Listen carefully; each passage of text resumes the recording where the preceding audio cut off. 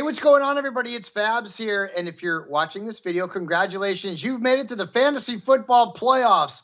And boy, has it been tough. More injuries in week 14. If you need help off the waiver wire, well, we've got Jen Piacenti, the best in the business, to help you set those lineups and get some players off the wire who could potentially help you in your postseason run. We're going to start off at quarterback, Jen. There's actually some pretty good options, including a player who I've been dead wrong about for like 3 straight weeks. So if you can't beat him, join him. Absolutely. And we've had Matt Stafford on our watch list, if you will, for a while now. He made our list of quarterbacks to target for the fantasy playoffs, and he actually delivered a little bit early. So that's okay, Fabs. We weren't expecting him to deliver this early, but we'll take it. Stafford has had 23 or more fantasy points in each of his last 3 contests, including versus a very tough Baltimore Ravens defense this Sunday. So yes, it was impressive. And he's got the best matchup possible this weekend versus the Washington Commanders, as no team has allowed more fantasy points to opposing quarterbacks this season. And as we know, they are stacked with weapons. Cooper Kupp looked good again on Sunday. Of course, Kyren Williams is back, and Puka Nacua is on pace to possibly beat the rookie receiving record set by Justin Jefferson just a couple of seasons ago. So a lot to play for and lots of reasons to have faith in Matt Stafford this weekend. Joe Flacco, also a good start this weekend versus Chicago. If you want to brag and say, hey, I won my fantasy playoffs with a 38-year-old dude coming off the couch, Joe Flacco's your guy. Jake Browning has a great matchup too. So yeah, there are options. Don't panic. If you lost Justin Herbert, if you may be without CJ Stroud, there are options available. Let's move on to the running back position, where we've got more injuries to deal with, and it's not a great time to be losing Josh Jacobs, who suffered an injury last week. They've got a short week against the Chargers. Zamir White's going to be a popular pickup. Yeah, I mean, it's just simply the direct handcuff, and the Chargers have allowed about 115 yards per game to opposing running backs across the past 3 contests. So it's a decent matchup for Zamir White. Of course, if anyone can tough it out, it is Josh Jacobs, but it's a short week, as you mentioned. It seems to be a hyperextended knee. So we will see what happens, but you don't want to be without that insurance. There are actually quite a few running backs you could go grab, including Chase Brown, who's actually been a pretty meaningful part of the Cincinnati Bengals offense, splitting with Joe Mixon, has the potential to cut into his time. Ty Chandler, because maybe we'll be without Alexander Madison. Clyde Edwards-Helaire is going to be taking those early downs if Isaiah Pacheco's out. Jerick McKinnon's worth the dart throw. There is a long list. Go check it all out at si.com/fantasy.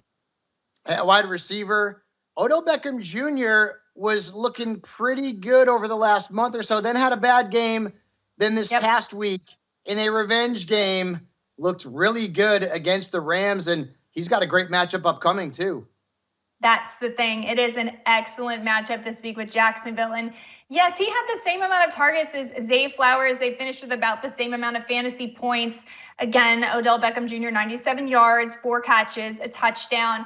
And the thing I like about OBJ is just we know he has that experience. We know what it's like. He's got that veteran presence. And now without Mark Andrews, I'm going to guess that Lamar Jackson is going to lean on him a little bit more. Though Zay Flowers does look really good and he's coming on strong, I think that OBJ is going to be that veteran presence that really takes them to another level in Baltimore. So I like OBJ. I also like Zay Jones, who's available. He was tied for the team lead with targets with Evan Ingram on Sunday, and it was a tough matchup versus the Browns. So it's a better matchup in 2 weeks from now, where you're going to want to have Zay Jones. So pick him up as well, and there's a few others on the list, again, at si.com/fantasy.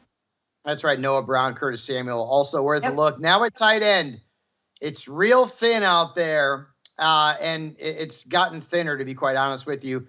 But you like Hunter Henry, who scored 2 touchdowns on his birthday last week. That's a heck of a way to celebrate. He's got the Chiefs this week.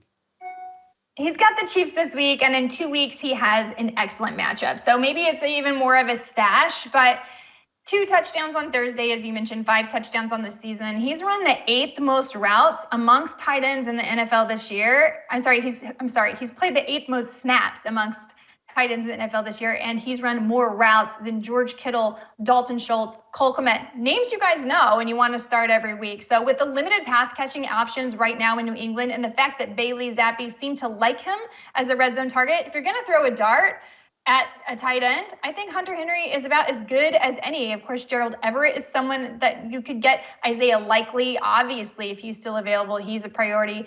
If you didn't get jiggy with it, you still got a chance. We recommended it last week, but there are a few options available if you're in need.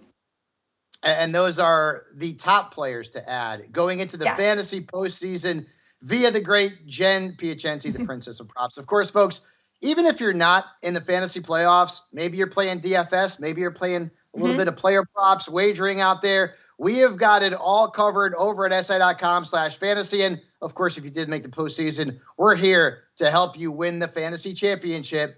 Don't miss our content, si.com/fantasy.